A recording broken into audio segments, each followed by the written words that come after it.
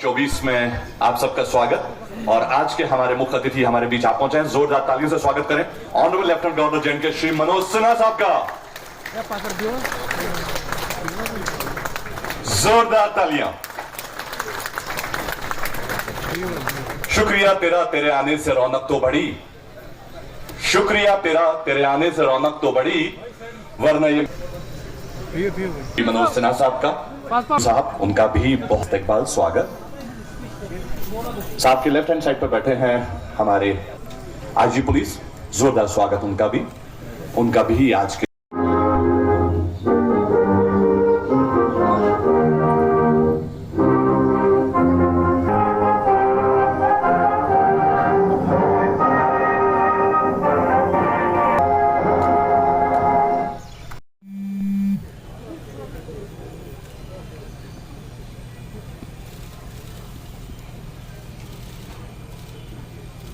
जोरदार तालियां।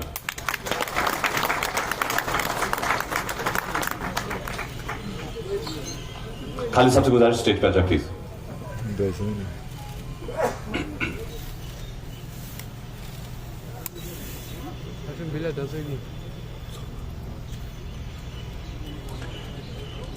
पहला ट्रेड फेयर है जिसमें 200 से ज्यादा स्टॉल्स लगे हुए हैं और जिसमें लोकल नेशनल एग्जिबिटर्स अपना हुनर दिखाएंगे। तो जोरदार तालियां इस खूबसूरत से लम्हे के लिए जहां पर लाइटन हो रहे हैं और हमारी फेयर अथॉरिटी और जैसा कि हम सब लोग जानते हैं कि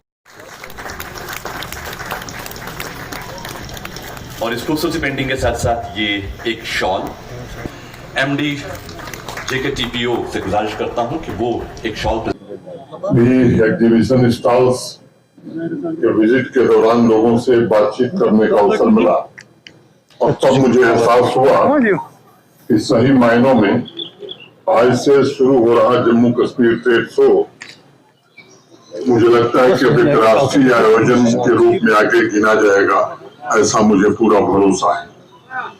मुझे बताया गया है कि 13 राज्यों के आर्टिजन्स यहाँ मौजूद हैं, कई देशों के बायर्स यहाँ आए हुए हैं और अनेक बाहरी मुल्कों के बाहर से भी आने वाले आर्टिजन्स और शिल्प की हुनरमंद हस्तियों तथा उससे जुड़े बिजनेस एंटरप्रेन्योर्स और एक्सपोर्टर्स की गरिमामयी मौजूदगी मुझे लगता है कि जम्मू कश्मीर में हो रहे सकारात्मक बदलाव की प्रतीक है। मुझे उम्मीद है कि इस ट्रेड शो के द्वारा जम्मू कश्मीर की समृद्ध क्राफ्ट परंपरा तथा विभिन्न राज्यों के क्राफ्टमैन के बीच आपसी समझ बढ़ाने का एक अच्छा प्लेटफॉर्म होगा ये। और बाहर से जो बायर्स आए हैं इस अनमोल विरासत को ग्लोबल प्लेटफॉर्म पर एक नई पहचान दिलाने में उनका भी योगदान होगा। मैं समझता हूँ श्रीनगर शहर में इतने व्यापक स्तर पर ट्रेड शो का आयोजन और इस आयोजन में इतनी भारी संख्या में प्रोड्यूसर्स और बायर्स का एक इकट्ठा होना ये अपने आप में बहुत बड़े बदलाव का संकेत है। अभी जैसा संचालक बता रहे थे, सुबह में अंतर्राष्ट्रीय योग दिवस का मुख्य आयोजन दल झील के किनारे हुआ।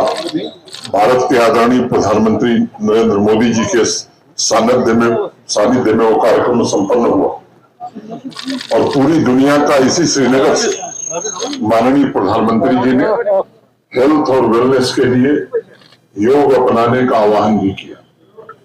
भारत की प्राचीन आध्यात्मिक और सांस्कृतिक विरासत की आज पूरे विश्व में चर्चा हो रही और उसी के साथ लोग जम्मू कश्मीर का नाम भी ले रहे हैं।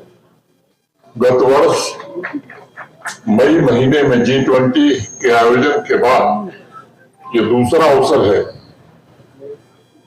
जिसे मैं समझता हूं कि एक बड़ा आयोजन हम कर सकते हैं, जो सुबह हुआ था।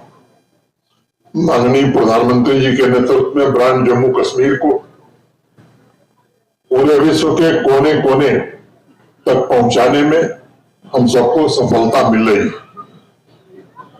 पिछले 5 वर्षों में जो बदलाव हुआ है, चाहे वो आर्टिजन्स हो, हस्तशिल्प के कलाकार हो, इंटरप्रेन्योर्स हो, इनसे बेहतर मैं समझता हूं कि कोई इसे नहीं जानता है। कला के कोष को संरक्षित रखने के साथ साथ आर्टिजन्स बदलते समय का लेखा जोखा भी रखते हैं। और तभी किसी ने कहा कि कहीं ये दर्द का धागा भी यूं सुलझता है, कहीं ये दर्द का धागा भी यूं सुलझता है, गिरे जो खोलें तो दिल और भी उलझता है। हमारे कलाकार आर्टिजन जानते हैं कि यहाँ का जनमानस एक सामान्य इंसान की तरह जीवन जीने के लिए लंबे समय से संघर्ष कर रहा था, और उस वातावरण में सबसे ज्यादा नुकसान हस्तशिल्प से जुड़े परिवारों, नौजवानों और किसानों का ही हुआ था। ये दोनों सेक्टर जम्मू कश्मीर की ड्राइविंग फोर्स के रूप में गिने जाते हैं, लेकिन इन दोनों सेक्टर्स में मौजूद क्षमता, उसकी ऊर्जा को सामाजिक और आर्थिक परिदृश्य कैसे बदले, इन्हें अवसर कैसे मिले, इनको इंतजार था। पिछले कुछ वर्षों में इसकी कोशिश की गई है। आज मुझे अत्यंत प्रसन्नता इस बात की है कि अल्प समय में रिफॉर्म, परफॉर्म और ट्रांसफॉर्म के मूल मंत्र के द्वारा handicraft, handloom, agriculture, life sector, processed food, ऐसे सेक्टर्स में व्यापक बदलाव लाने में बड़ी कामयाबी मिली है। हताशा का माहौल समाप्त हो रहा है और उम्मीद की नई किरण लोगों को दिखाई पड़ने लगी है। जम्मू कश्मीर में एक वाइब्रेंट बिजनेस एनवायरनमेंट तैयार हुआ है, और मुझे ऐसा लगता है कि हर क्षेत्र में मौजूद सामर्थ्य का अवसरों से एक अच्छा मिलन इन दिनों हुआ।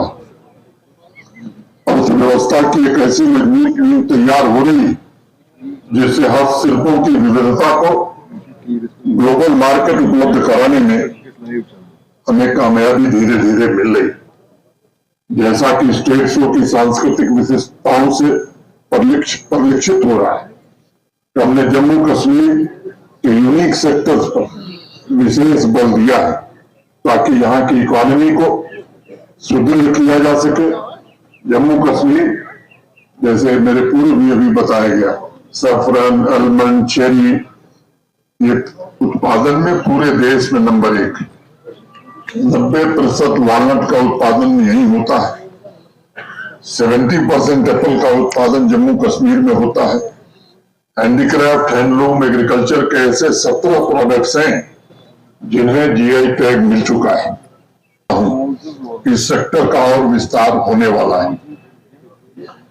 हमारा सबसे बड़ा लक्ष्य अपनी यूनिक सांस्कृतिक और कलात्मक विरासत को ग्लोबल मार्केट में नई पहचान दिलाना है, और मुझे खुशी है इंडस्ट्री डिपार्टमेंट हमारा इनके सभी शोध में इसमें जी जान से जुटे हुए हैं।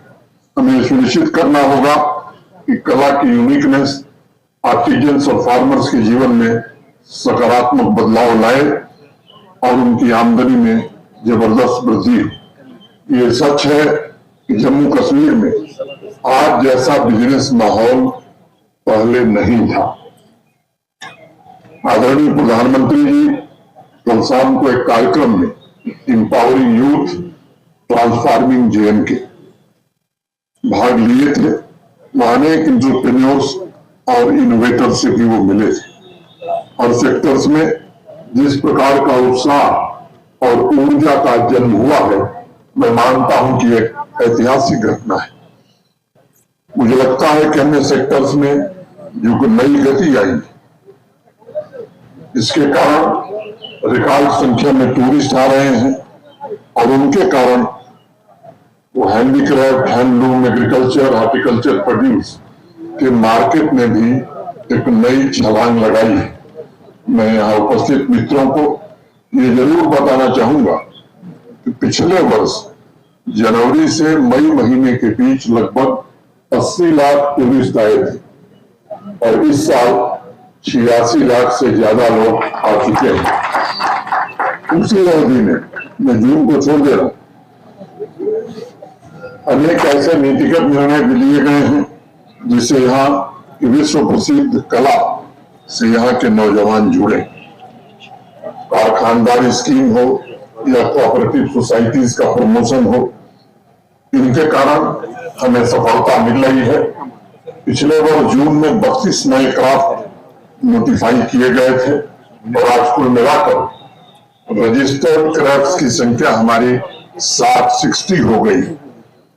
लगभग 3,80,000 से ज्यादा आर्टिजन्स हमारे रजिस्टर्ड हैं जो हस्तशिल्प की महान परंपरा से प्रत्यक्ष रूप से जुड़े हुए हैं और इसमें 76,000 जो कलाकार हमारे हस्तशिल्प की वो पश्मीना से तथा 55,000 कारपेट वीविंग से जुड़े हुए हैं।